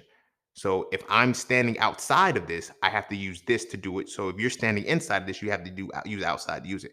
Nobody wants to do that shit, because they have to realize that they're believing that they don't really know what they're talking about. They just feel good about it. You feel me? Every Sunday, the way the motherfucker talks to them, the way the music plays, the way their soul opens up. You feel me? Because of the drum, because of the music and shit, they feel good. You felt good in the high because all of the energy that was there. It wasn't the words that were spoken, because the words really didn't make sense, because you don't understand the words. You feel me? Like when they say in the beginning God was the word and the word was God and the word was with God. What was the word? Niggas really believe the word is the book. The book is the whole word. It's like, no, the book are words, but the book is not the whole word. The word that is God is Yahweh, Jehovah. The four letters YHVH, or no, YHWH, Yahweh, Bobhead in Hebrew. Those are the four elements of air, fire, water, and earth. So now when you look at in the beginning, it says, let us create man in our image and likeness. Now you see what the image and likeness is. The four elements, air, fire, water, and earth. Then you start to understand how astrology plays into that, because you have air signs, fire signs, water signs, and earth signs. That's the image we're created in. You feel me? But it takes distinction to be able to do that. Which now, when we look at what distinction really is, distinction relies on fearlessness. It relies on a deep fearlessness that sets a tone for you to navigate and use your mind without binding it. The word religion itself derives from the word religare or religio, which are both Latin words, which means to bind and to hold back. What are you being held back from? What are you being bound to? You're being bound to the book. And you're being bound to the fear that the book puts in you. This is why I always say fear is the lack of understanding. Fear is not being scared of something. It's the inability to understand something. So if fear is the inability to understand something, your spirit of discernment, spirit of distinction is directly tied to how well you're able to break information down and use your intelligence. Two are not designed to go together. One cancels the other out. Sadly enough, as men, we have allowed the wrong part to be canceled out. So now when we look at this tone that is set for how we view our women, how we look at our women, how we treat our women, how we treat each other, how we treat ourselves, it's derived from the fact that we don't have the distinction, the spirit of distinction tapped in the way it's supposed to. And yes, I know I didn't have to go in on religion. I didn't go in on religion, to be honest with you. I just used two basic points of distinction. And it's like, yeah, how do you maneuver through that? How do you address that? You can't. Because now you have to literally pick a side. That's the reality of what masculinity really is, which is crazy because it's like, who's really teaching? Because in these books, they say women can't teach. Only men can teach. What kind of men are teaching? Now, when I start talking about the 3 cycles of life, you have your childhood, your adulthood, and your elderhood. At what point do they remain in their childhood and just keep getting older because they're not able to teach anything? You feel me? When the wisdom, now this ties into spirit of distinction, when the highest form of wisdom in the entire religion, both sides, Islam or Christian, like King Solomon, he was named something else in Islam, but I think it's still similar to Solomon and shit.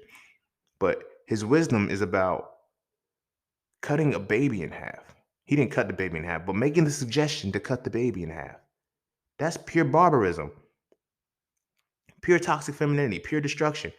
You feel me? Distinction is gone. No, at no point did the nigga say, go find a midwife and get the records, nigga. Nah, just cut the baby in half and give them both a piece. Nobody saw anything wrong with that because that's what they did back then. You hear that a lot.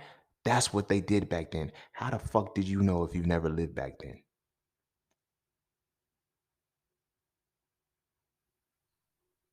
That's the issue. You feel me? And that's why our spirit of discernment, our distinction is so fucked up. Even our spirits of discernment are fucked up because when you have intuition without intelligence, you have insecurity. So when a motherfucker can point some shit out, you just arguing about belief. Like, you feel what I'm saying? Like the look of confusion I be seeing on people's faces when they don't want to admit that they don't know, but they want to keep going with me because they can't believe that I'm actually making solid points is mind-boggling. Because I'm like, oh, so you admit to reading that and being confused about it. But you tell me you know this shit. How are you confused about one aspect, but you tell me you know everything about it? You're lying. The problem is you're not willing to face that and accept that you don't know. You feel what I'm saying? That conversation I had with the uncle who was like, how are we made? How is like when people like we're created in the image of what? Of God. What is God? It's a multitude of beings. It's not one thing. So when I talk to people and they be like, the universe is not God. You'd be surprised, little nigga. God made the universe. Did he really? Did he really? Because the universe had to already be made for him to utter the words, let us make man in our image and likeness. There was already some form of creation there, at least four pieces of creation. Whether they were just made in the void is God and three other motherfuckers at least. And I'm basing that solely off at least three other motherfuckers based off the sole fact of what God's name really is and the Hebrew aspect and what the allegorical principle of it really is. How arrogant is that to say, you know what, all four of us gonna make this motherfucker, but I'm claiming these little niggas. These are mine. They ain't not even gonna know y'all. They ain't not even gonna know y'all exist. And if they even find y'all and fuck with y'all, I'ma kill them. I'ma punish them. I'ma make them not even fuck with y'all. That's some fucked up shit. Imagine you got four siblings. Imagine, no, you got three siblings, right?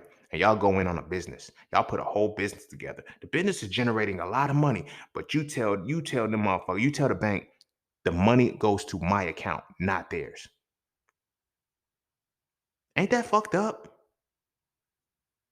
Like the business is successful because of all four of y'all. The business was created by all four of y'all.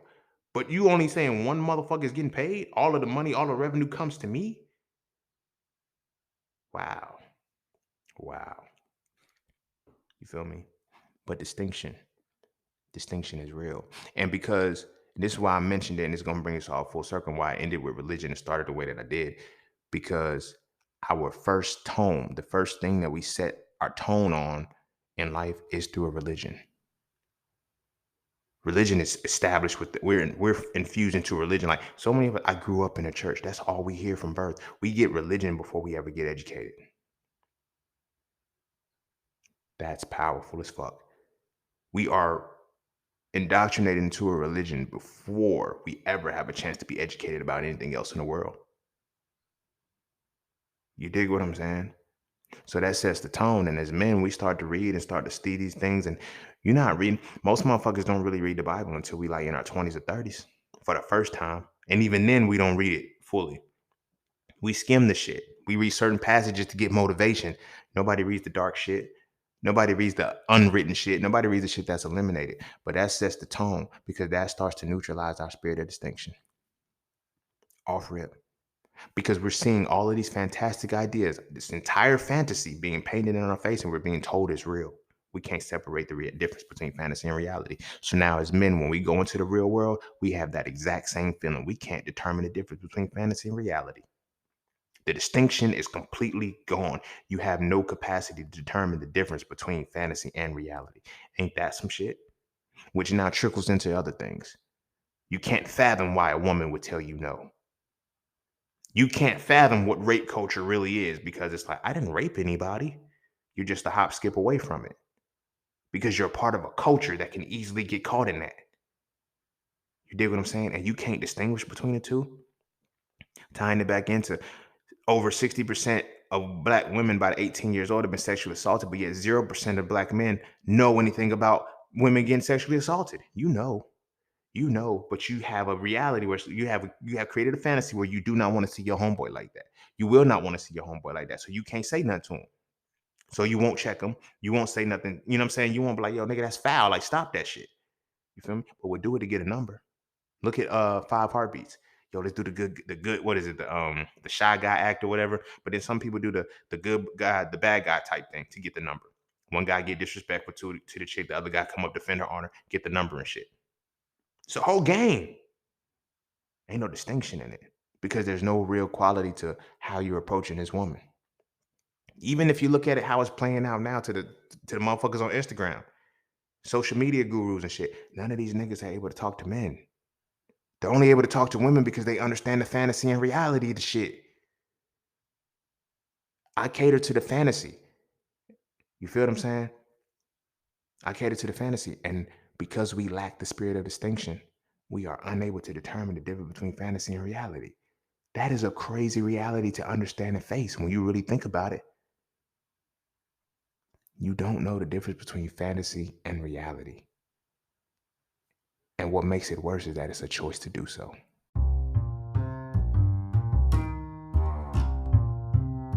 And don't forget to check out Cafe Clothing, formerly Just Scenes merch. Get all of your intricate designs crafted specifically for the melanated being to develop a positive imagery within self and to have a little bit of fun in the process. From the peace, love, knowledge, and freedom to the dead horses and water designs, all of the styles are crafted for the imagery to make you feel as you're supposed to feel. Because as I always say, the best way to fit in is to stand out. And what better way to stand out than with your exclusive styles from Cafe Clothing.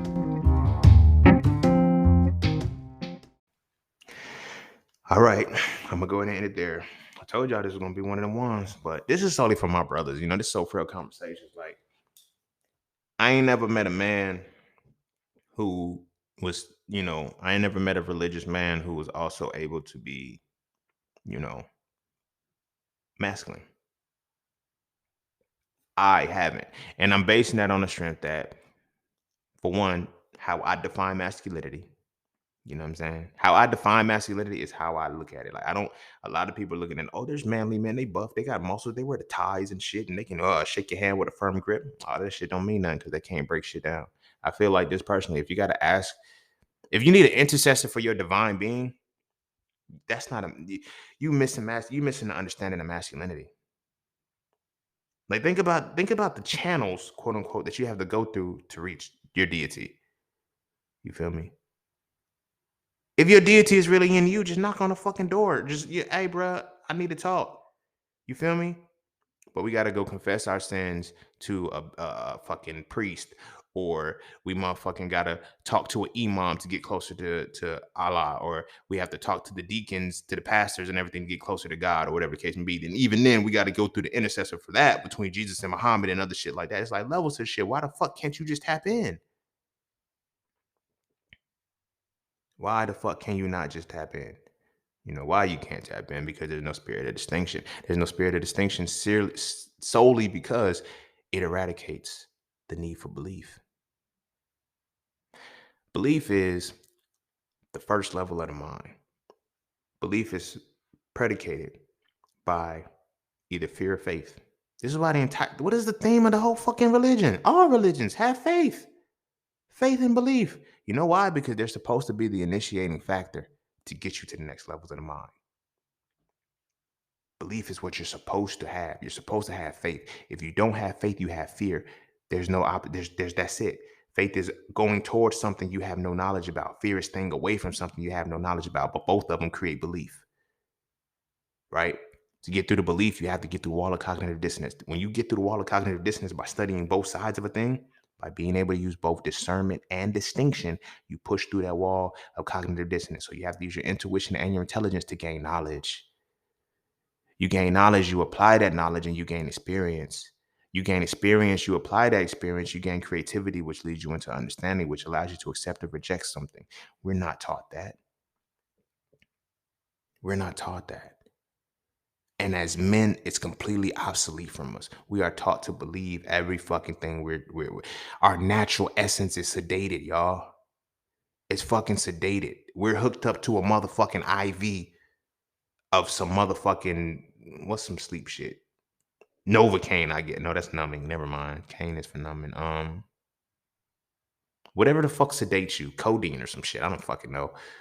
We're hooked up to the shit and it's sedating, and our spirit of discernment is completely off. But yet they'll tell us that we need to still have our spirit of discernment. The criminality, when they tell you you should have known better, you should one thing about law that I love to quote is the ignorance of the law is not the absence of the law. That quote solidifies in so many different ways a spirit of distinction. Just because you're ignorant to it does not mean you're absolved from it. You feel what I'm saying? Distinction should be there. They will tell you that shit. You should have thought about this. Your distinction should have been on point. You feel me? Your distinction should have been on motherfucking point. It's one thing to have discernment, but that's the inner feeling. That's intuition. It's the inner feeling. Distinction is the inner knowing, and you have to have that too. Ours is completely obliterated as men. What do we know? What do we understand? What have we experienced? Instead, it's a whole bunch of motherfuckers that regurgitate what they believe. That's why I always say it's a very tricky line between gaining knowledge and reaffirming belief. It seems the same, but it's not. You have to have the spirit of distinction to know what the difference between the two is. This is why I tell people, especially my brothers, when you study, you have to study the antithesis of something. Study the opposite too, because the truth resides in the middle between these two opposing forces. And your spirit of distinction is what brings you to the truth. Simple. But it's complex because ain't nobody talking about this.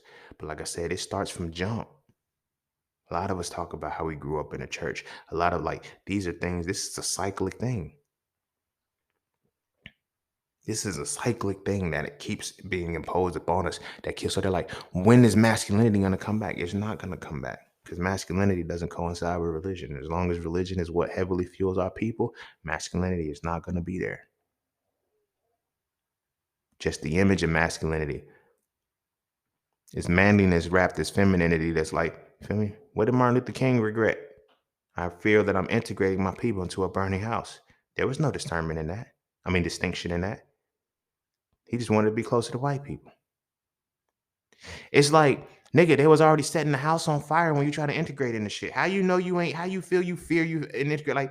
Nigga, they put a burning cross on your fucking yard. You feel me? There was no distinction there. Malcolm X, on the other hand, there was lots of distinction with him. That's why he's not the face. That's why Malcolm X could not be the face. That's why Huey Newton could not be the face. That's why Bobby Seale could not be the face. That's why Tupac could not be the face. That's why Nipsey Hussle could not be the face. That's why Marcus Garvey could not be the face. These men embody masculinity to the point of distinction. One of Marcus Garvey's biggest principles, he was like, fuck the bullshit about our religions and shit. Y'all, we get past that. Let's unify on a solid front. This is why religions are important, because it's totally tied to your feeling and not your distinction. There will be no liberation, no black liberation, if we all still follow the religions, because the religions are going to separate us spiritually, because they're not going to teach us to understand our real spiritual system, our spiritual connection to the world. You feel me? Niggas really believe the sky is going to crack and 200,000 motherfuckers is going to come down and just fight a war. Nigga, the sky ain't made of glass. The sky is going to crack. And then when the nigga descends from the sky and shit, is gonna be everybody's gonna be able to see him. You can stand from where you are, look straight up to the sky, and you can barely see an airplane flying by. Everybody in the world at one time is gonna see this being. Something's not right. But this is what I'm saying. Like the faces of the Black liberation movement were never about distinction. They were always the passive ones who, operated from like, you feel me? It was a reason for that. It's a reason for that. It's a reason for that. But that's where we are with our spirit of distinction. It's gone. We have to tap back in and understand it. Only thing that I could recommend is to read Frail 3. I broke it down in there. You feel me? I broke it down in there. But we need our spirit of distinction. You realize when you get that spirit of distinction and shit, you stop arguing with motherfuckers. You stop doubting yourself. You stop, putting limitations on who you are. Shit get different, but you need that distinction because you can have all the discernment you want. You can't feel it. Like you can't feel without knowing, and you can't know without feeling. That's why you need both. That's why there has to be that balance between masculine and feminine. If you got Frail 3, if you look at the cover, this is why the cover is in purple with the masculine and the feminine sign coinciding and overlapping with each other. That's what it is to be divine. Divine masculine is the predisposition you're going to lead with. That's why it's like that. Purple is the color of the crown chakra. If you paid attention to it, even when I broke it down in Frail 3, if you read it, the color scheme of my books goes red, green, purple. If you space that out, you can infuse the other chakra colors in there. Red is root chakra, the definition. Green is heart chakra, the acknowledgement. Purple is the crown chakra. You dig what I'm saying? All of that was tied into it psychologically. I don't know if y'all caught it or not on a conscious level, but unconsciously, you really caught it. It went that way for a reason because the colors in between, you have red, orange, yellow, green, blue, indigo, and violet. So the blue and indigo are left out, and the orange and yellow are left out of the series purposely because it's designed, and when you put them together, it's red, green, purple, and you understand what's in between. You know what I'm saying? But it's distinction, y'all. Spirit of distinction. My brothers, we need to tap in and get our distinction right. That shit's off. That shit's off. That shit's off. And I know it's all because y'all niggas out here saying trans women are real women. Your distinction is trash. Like, your distinction is trash if you feel that. Like, niggas be like, yo, so you really saying that women are real women because they can give birth? What about a woman who's infertile? She still has the capacity to give birth because she has a womb, whether she can conceive or not. You feel me? Don't play that semantics. Don't play those semantics with me. That's a part of my distinction. I don't argue with niggas over stupid shit like that. Like, yo, what is a woman? A woman, I'll break this shit down. A woman is a being that has a skeletal structure that is built off of a platypoid pelvis.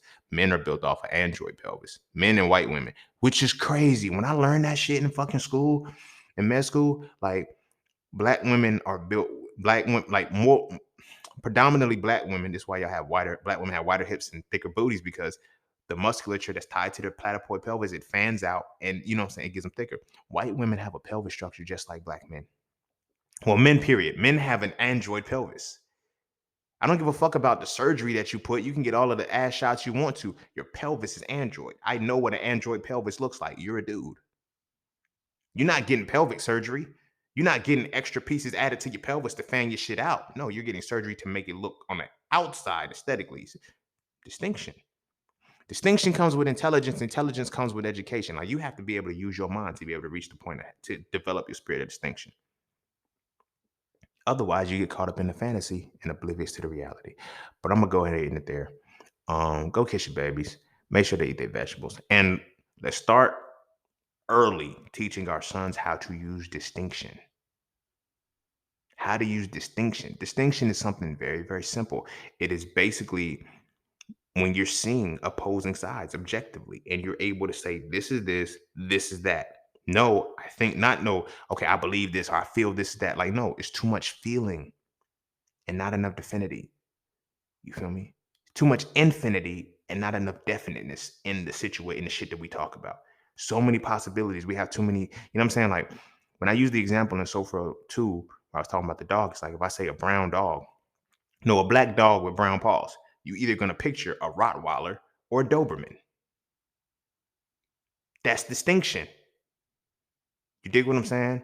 But the lack of distinction is when I say a brown dog, and you start thinking about, well, it could be a pit bull that's mixed with this, and it could be that, a Great Dane, or it could be that. If it's mixed, what about a golden retriever? Because if golden retriever is it's a chocolate lab and it mixes with this, it's like, no. See, you see how fine-tuned and how quick distinction really is.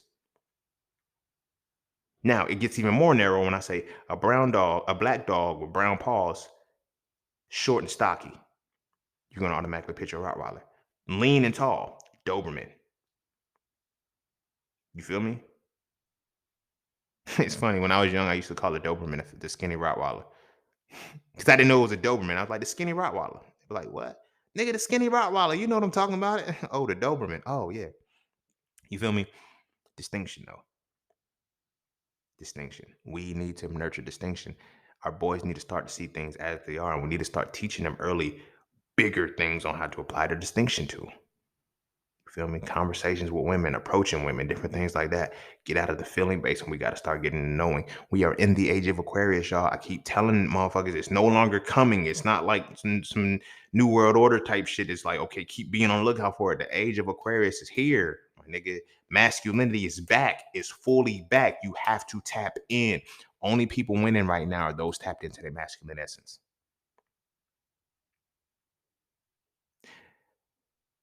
I ain't gonna say those tapped into the masculine essence. No, those that are respecting the Aquarian age. Our babies, they different. They're born at the start of this. They the new ones. We're the millennials because we're the parents of these motherfuckers. We need to make sure they are fully aware of masculine essence and using their spirits of distinction, especially our boys. Women are encouraged all day long. Use the woman's intuition or whatever the case may be. We need to start encourage our boys to use the man's intelligence, to use your spirit of distinction. Use your spirit of distinction. Teach our boys early. But I'm gonna go ahead and end it there. Go kiss your babies. Make sure they eat their vegetables. I'm gonna see y'all all on the next one. Peace, love, knowledge, and freedom. I'm out.